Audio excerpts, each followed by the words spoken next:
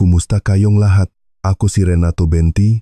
Ngayon, susuriin natin ang paksang sarcopenia, ang lihim na kaaway ng kalayaan sa pagtanda, at paano ito labanan sa bahay.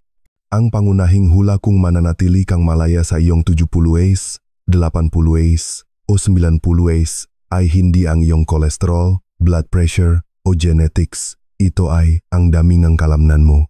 Ipinapakita ng mga pag-aral na ang pagpapanatili ng muscle mass at lakas ay direktang naugnay sa mas mababang panganib ng kapansanan, mas kaunting pagkahulog, mas mahusay na metabolic health, at mas mahabang buhay. Ngunit, minamalit pa rin natin ang kalamnan. Mayroong isang tahimik na epidemya, sarcopenia, ang progresibong pagkawala ng muscle mass at lakas na nagsisimula sa ating 30 at bumibilis habang tumatanda. Sa 70, marami ang nawawalan ng hanggang 1/4 ng kanilang muscle tissue. Hindi lang ito tungkol sa kahinaan. Nangangahulugan ito nga mas mabagal na paglalakad, mahinang balanse, mas mataas na panganib ng bali, at hirap sa pagaling. Ang sarcopenia ay hindi lang issue sa mobility. Isa rin itong issue sa longevity. Ang magandang balita, hindi mo kailangan ng gym. 2 simpleng ehersisyo sa bahay, kung isasagawa ng tuloy-tuloy, ay maaring pabagalin o baliktarin ang pagkawala ng kalamnan. Ating alamin ang agham sa likod ng sarcopenia at kung bakit ang paglalakad, bagamat malusog, ay hindi sapat upang mapanatili ang kalamnan sa pagtanda. Tatalakayin natin ang 2 ehersisyo sa bahay na pinaka-epektibo para sa pagpapanatili at pagbuo muli ng lakas. Maunawaan mo kung bakit ang kalamnan ay higit pa sa paggalaw. Ito ay isang metabolic organ at longevity engine. Simulan natin sa isang maling paniniwala, sapat na ang paglalakad para protektahan ang kalamnan. Ang paglalakad ay mabuti para sa puso, mood, at sirkulasyon, ngunit hindi ito sapat para sa pagpapanatiling kalamnan. Ang muscle fibers ay kailangan ng mechanical overload stress na humahamon sa kalamnan ng higit sa karaniwan. Ang paglalakad ay bihirang magbigay nito. Walang dahilan para lumakas o lumaki ang iyong kalamnan. Sa cellular level, ang mechanical overload ang nagbubukas ng pathway na M2R, isang molecular switch para sa protein synthesis.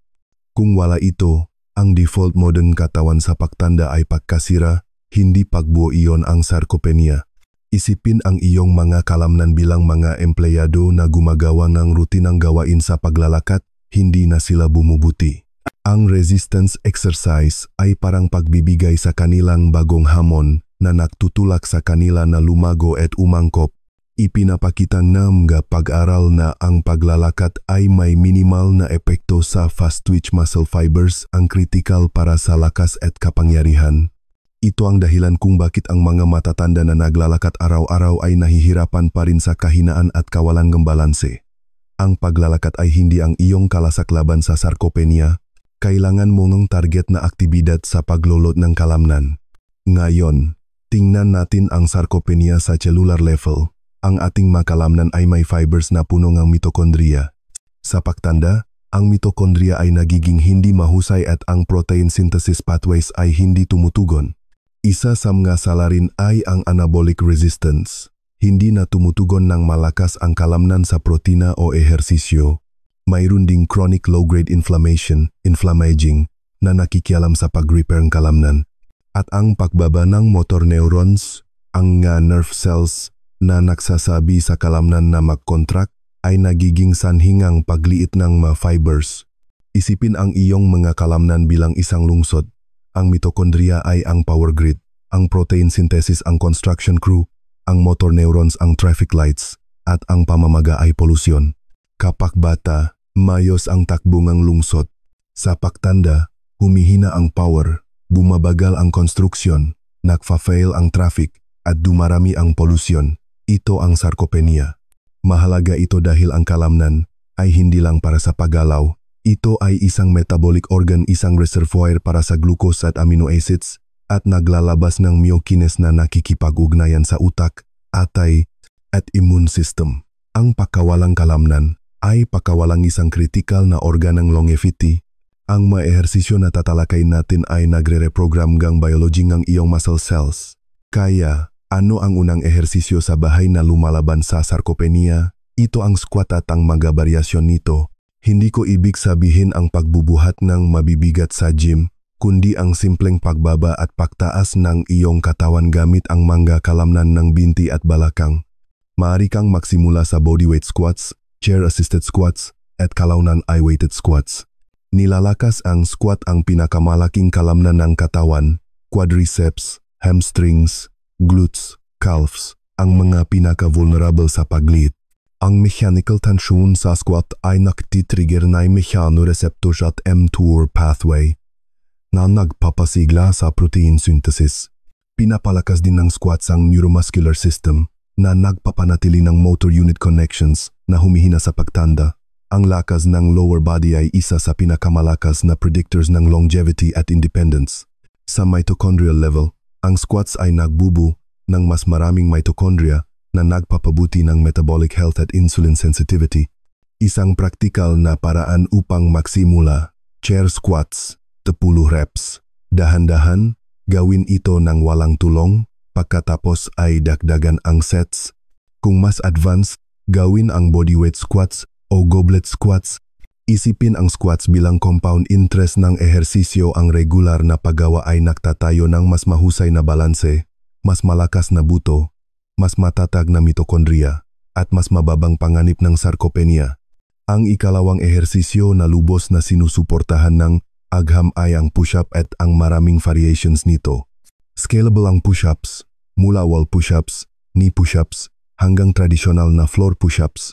Nilalakas nito ang dibdib, balikat, triceps, at ang stabilizing muscles ng core.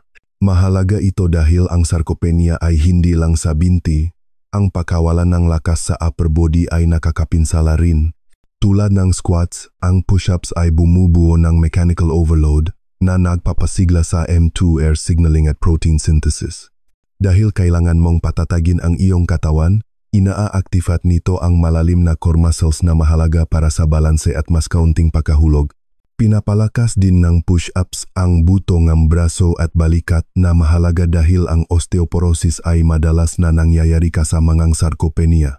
Bilang karagdagan, ang upper body strength training ay nagpapabuti insulin sensitivity at nagpapababa fasting glucose.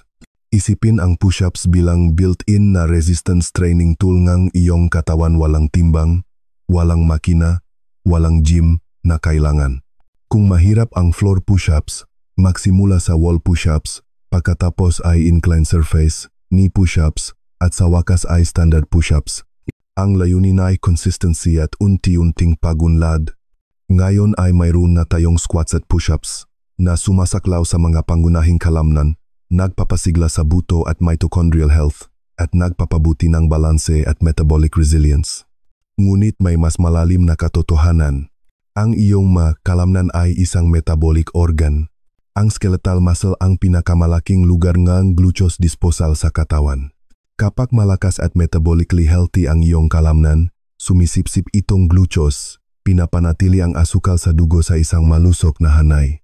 Ngunit kapag nawalan kang kalamnan, lumilit ang espongha na iyon, tumataas ang asukal sa dugo, at nakakaroon ng insulin resistance. Ang resistance exercises ay nagpapabuti ng insulin sensitivity sa pamamagitan ng pagtaas ng glucose transporter proteins, GLUT4. Naglilabas din ang mga kalamnan ng myokines, mga biochemical messengers na nakikipag-ugnayan sa utak, atay at immune system, nagpapahusay ng neuroplasticity at nagpapababang ng pamamaga. Isipin ang iyong makalamnan bilang isang sentral na bangkong iyong katawan. Kapag sila ay malakas, mahusay nilang pinamamahalaan ang mga mapagkukunan. Kapag lumiit ang sentral na bangko, naghihirap ang buong ekonomiya, mataas na asukal sa dugo, chronic inflammation, at hormonal imbalance. Ang pananaliksik ay malinaw. Ang mas malaking muscle mass at lakas ay naugnay sa mas mababang panganib ng all-cause mortality. Ang mababang lakas ng kalamnan ay isang mas malakas na tagahula ng maagang pagkamatay kaysa sa labis na katabaan. Ang kalamnan ay hindi opsyonal para sa longevity. Ito ang dahilan kung bakit napakalakas na squats at push-ups. Pinapatibay mo ang iyong metabolismo, utak at immune system. Paano natin ito magagawang sustainable? Ang sweet spot para sa pagpapanatili at paglaki ng kalamnan ay 2 hanggang 3 sesyon, bawat linggo bawat grupo ng kalamnan. Hindi mo kailangang mag-ehersisyo araw-araw. Mahalaga ang recovery. Sa intensity, gumawa ng 8 hanggang 12 repetitions bawat set sa antas kung saan ang huling 2 repetitions ay nararamdaman na mahirap, unti-unting dagdagan ang kahirapan o bawasan kung masyadong mahirap. Simpleng lingguhang framework. 2,3 araw bawat linggo, 3 sets ng squats, at 3 sets ng push-ups, 8,12 repetitions bawat set. Magpahinga ng hindi bababa sa isang araw sa pagitan. Gumamit ng habit stacking halimbawa, gumawa ng squats habang naghihintay sa kape o push-ups bago magsipilyo. Isipin ang iyong longevity bilang isang savings account. Ang bawat set ay isang deposito. Upang tapusin, ang paglalakad lamang ay hindi sapat laban sa sarcopenia. Ang mga squats at push-ups ay simple, accessible, at scalable, ngunit napakalakas. Pinapalakas nila ang mga pangunahing kalamnan, nagpapasigla ng protein synthesis, bumubuo ng mitochondrial resilience, nagpapabuti ng balanse, at nagpapalakas pang buto. Higit pa rito, binabago nila ang kalamnan sa isang metabolic powerhouse na nagre-regulate ng glucose, naglalabas ng mga signaling molecules, at sumusuporta sa utak at immune function. Ang ebidensya ay malinaw. Ang mas malakas na tao ay nabubuhay ng mas matagal at mas masisiyahan sa buhay. Ang sarcopenia ay hindi maiwasan. Ang kahinaan ay hindi tadhana. Sa tamang gawain, maaari mong pabagalin, pigilan, at baliktarin pa ang pagkawalan ng kalamnan. Ang iyong sarili sa hinaharap ay umaasa sa mga pagpipilian na ginagawa mo ngayon. Kung nakatulong ito, i-like, mag-comment at mag-subscribe upang suportahan ang komunidad na ito. Magkasama, hindi lang tayo nagdaragdang ng mataon sa buhay, kundi buhay sa mataon.